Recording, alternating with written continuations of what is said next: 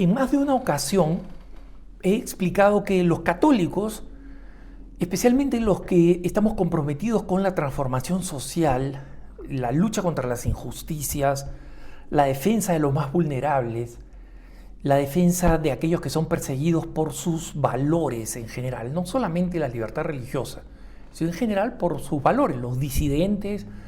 Recordemos que la gran institución humanista de defensa de los derechos humanos fue fundada por un católico británico, ¿no? Y después esta organización, Amnistía Internacional, traicionó completamente a este devoto católico británico que la fundó para convertirse en una institución que ya no defiende a los presos de conciencia. Una que otra vez lo hace para, digamos, seguir levantando fondos de gente como tú y como yo, ¿no? Pero que básicamente se ha convertido en una organización que empuja la legalización del aborto.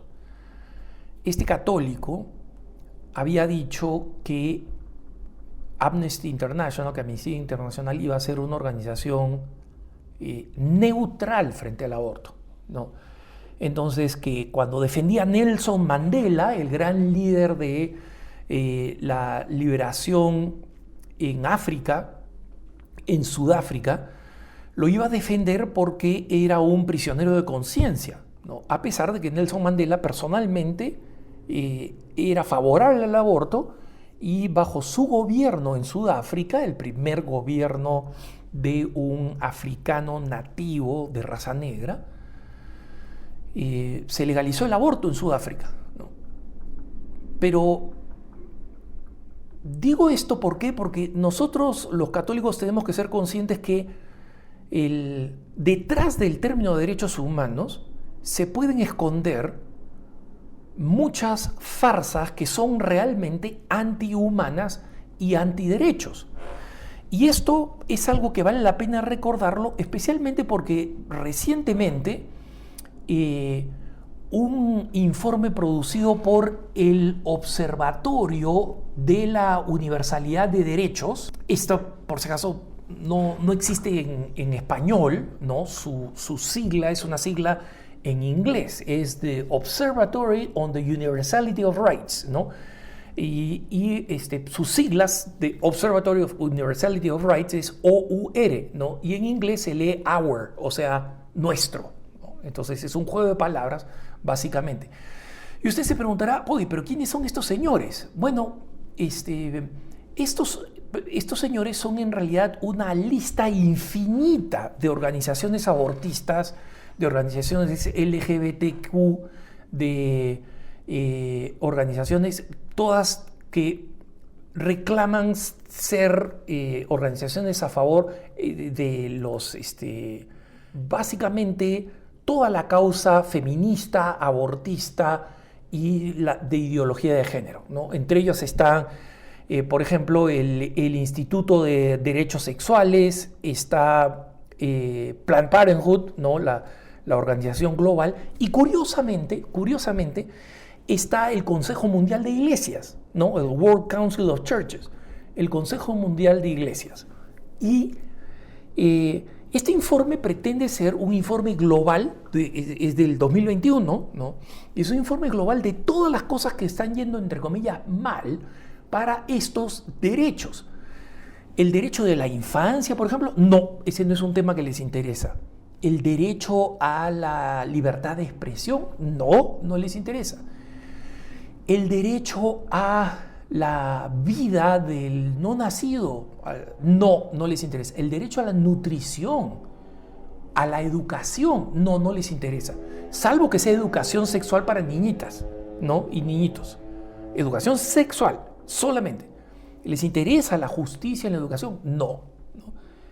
Y entonces, tengan en cuenta esto, porque esto significa que los católicos tenemos que tener mucho cuidado, y cuando digo mucho cuidado no digo oponernos necesariamente, pero tener mucho cuidado cuando hablamos del concepto de derechos humanos y cuando hablamos del concepto de ecumenismo. Y explico los dos a partir de este informe. Este informe, que como digo, tiene todas estas organizaciones completamente abortistas, más de la mitad de ellas financiadas por George Soros, ¿no? El anticristiano húngaro a favor de lo que llaman sociedades libres, donde básicamente la desaparición de toda ley que proteja a los más vulnerables, básicamente a los más vulnerables, ¿no? Los niños, que tienen que ser educados en contra de la voluntad de sus padres, los no nacidos, que tienen que ser asesinados al gusto de la mujer cuando quiera, ¿no? Y las familias, que tienen que ceder su estatus a los 60 y tantos géneros que existen según la ideología de género, ¿no? Entonces, como decía, los católicos, hermanos, tenemos una visión de los derechos humanos que es muy distinta de la que tiene la secularidad. Para la secularidad, los derechos humanos tienen dos características. Uno, se le da a cualquiera que los reclama, ¿no? Entonces, el día que piensen ustedes en la ideología de género, ¿no? El hombre que dice que es mujer, ¿no? Y hay que cambiar el lenguaje, cambiar el trato, cambiar las políticas del uso de baños. Hay que cambiarlo todo porque hay una minoría que reclama un derecho, ¿no? Y esto es absurdo, porque como sabemos, existen razones por las cuales los derechos no pueden ser concedidos al gusto de las personas, ¿no? Una persona que tiene alguna capacidad diferente o alguna discapacidad que le impide ejercer un servicio para la sociedad, pensemos por ejemplo en alguien que tiene que volar un avión comercial, tiene que tener las capacidades físicas para hacerlo, y una persona que no las tiene no puede decir me están discriminando por mi discapacidad. Efectivamente lo están discriminando por su discapacidad, ¿no? ¿Por qué? Porque hay un bien común superior, pero no para la visión actual de los derechos humanos. Y en segundo lugar, el segundo problema con esta visión de los derechos humanos es que los derechos humanos son productos de un consenso, ¿no? Y eso quiere decir que cuando los poderosos, porque, digamos, ustedes junten pues a la gente más sencilla del barrio, ¿no? De un barrio pobre, y que estas personas lleguen, ¿no? 25 personas lleguen a un consenso, ¿sabes qué? De ahora en adelante los seres humanos tienen derechos a hacer tal o cual cosa y deciden un derecho. ¿Ustedes creen que ese derecho va a ser universal? No. Pero ¿qué pasa si esas 25 personas, o sea, son igual 25 seres humanos, pero no son de un pueblito de nuestro país, sino que son los 25 presidentes de las 25 naciones más poderosas del mundo? ¿Qué pasa si ellos dicen, de ahora en adelante vamos a ejecutar este derecho? ¿Ese derecho se ejecuta? ¡Claro que sí! Entonces se dan cuenta cómo aparentemente que un derecho sea producto de un consenso parece razonable, pero en el fondo no. Es un abuso del poder de un grupo de personas. Para los católicos, los derechos individuales están al servicio del bien común, no se oponen al bien común, pero están al servicio del bien común, ¿no?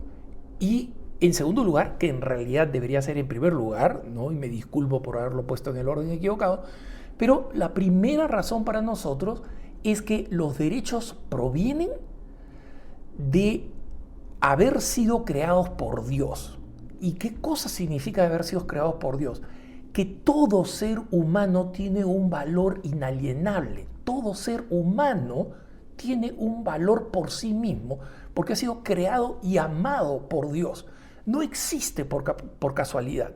Y en consecuencia, una persona, por más discapacidades que tenga, es una persona que sigue teniendo un valor único ante los ojos de Dios y debería tener un valor único frente a los ojos de sus hermanos humanos. Y por eso es que estamos en contra de la eutanasia, porque no creemos que hay personas que sean descartables. Por eso que estamos en contra del aborto.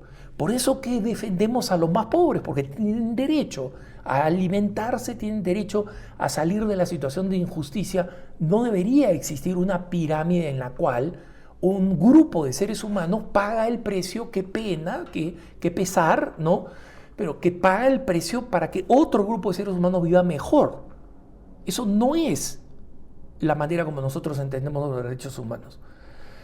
Y por eso que tenemos que ser muy cuidadosos cuando decimos, sí, los católicos estamos a favor de los derechos humanos. Claro que estamos a favor de los derechos humanos. Es más, los derechos humanos es una invención cristiana.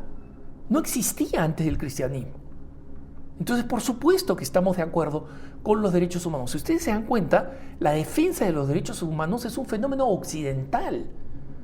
¿Por qué creen que tenemos estas peleas constantes con los chinos, con las culturas del sudeste asiático, con la cultura islámica, donde nosotros, Occidente, reclama, oye, ustedes deberían respetar los derechos humanos, tenemos organizaciones de derechos humanos universales?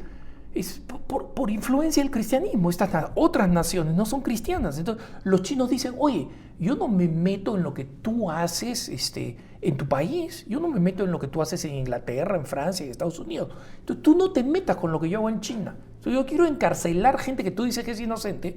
Ese es mi problema, no te metas, ¿no? Entonces el poder del Estado en esa mentalidad está por encima del valor del individuo. El concepto de que el valor del individuo está por encima de la persona humana, está por encima de las otras instancias, y las otras instancias como el Estado están para servirlas, es 100% occidental y 100% cristiano. Entonces, nosotros tenemos que comprender que cuando el iluminismo, ¿no? Cuando el pensamiento anticristiano de origen inglés y francés, que después se extendió en todo el mundo, creó esta nueva concepción de los derechos humanos como algo que permite a cualquier minoría reclamar derechos y que sean estos derechos aceptados por un consenso de los poderosos en contra de los débiles. Ese no es el derecho humano con el que nosotros estamos de acuerdo. Porque no son derechos humanos de verdad. Y en segundo lugar, es importante tener cuidado también con el ecumenismo, porque resulta que muchas veces delegados católicos en diócesis o en conferencias episcopales, etcétera, se reúnen con personas que forman parte del Consejo Mundial de Iglesias. Y el Consejo Mundial de Iglesias es en realidad un conglomerado de organizaciones cristianas de fachada que pueden haber hecho cosas buenas a lo largo de su historia, pero que fundamentalmente están a favor de una visión liberal y completamente secular del cristianismo. El cristianismo para ellos tiene que ser un furgón de cola, ¿no? Un auto de tren al final del tren que está para servir a las causas liberales y progresistas. Nada más. Para eso existe. Y por eso el Consejo Mundial de Iglesias firma este informe de los enemigos de los derechos humanos, entre quienes, cuando revisan América Latina, nombran a un servidor con nombre y apellido y a la agencia ASI Prensa como grandes enemigos de los derechos sexuales, reproductivos y de género. El Consejo Mundial de Iglesias está firmando un informe en el que una organización católica que ellos deberían por lo menos respetar es presentada como enemigos de la humanidad. Entonces, el diálogo ecuménico, por supuesto, en más de una ocasión lo he dicho, San Juan Pablo II decía, cuando el Espíritu Santo descienda para unirnos, porque va a ser solamente producto del Espíritu Santo, que no se encuentre trabajando por la unidad, pero que nos encuentre trabajando con aquellos que están de acuerdo con la unidad y que lo demuestran mediante el respeto que tienen por organizaciones católicas y no denunciándolas porque critican el movimiento secularista profundamente anticristiano. Que tengas un buen día.